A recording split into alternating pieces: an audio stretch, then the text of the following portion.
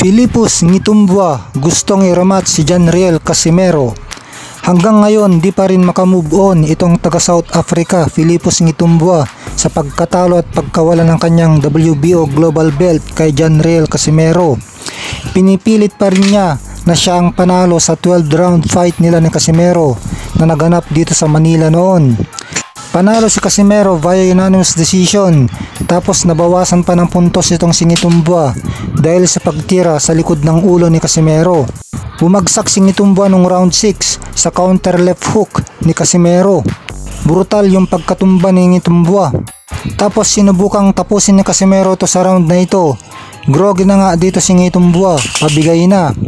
Pero milagrong nakatayo pa rin at lumalaban.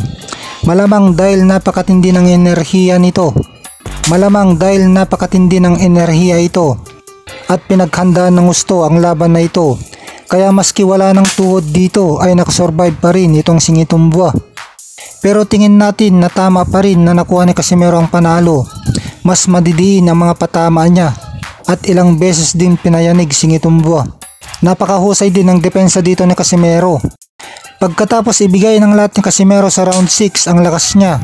Pagkatapos nun, medyo nabawasan na si Casimero at naglaylo na sa opensa hanggang 12 rounds na. Kaya dahil dito siguro palakasin pa ni Casimero ang stamina niya para lahat ng kalaban niya ma-knockout niya. Lalo na itong paparating na laban niya sa October 13 sa Japan kontra volume puncher at matapang din na si Saul Sanchez. Pero manggagaling ito sa mas mababang timbang. Kaya posibleng ma-knockout nga ito ni Casimero. Undercard si Ngitumbua ni Casimero sa paparating na laban na ito. Makakalaban niya si dating world champion Yukinori Oguni na nakalaban na rin ni Casimero at nagresulta sa draw ang kanilang naging bakbakan. Dapat ipakita ni Ngitumbua na deserve siya ng rematch kay Casimero. Kailangan niya ng impresibong panalo kontra Yukinori Oguni. Tingin naman natin na mananaig si Ngitumbua dito kay Yukinori Oguni dahil malaki ang puso nito. Malakas sumuntok at masipag sumuntok at napakalakas ng stamina.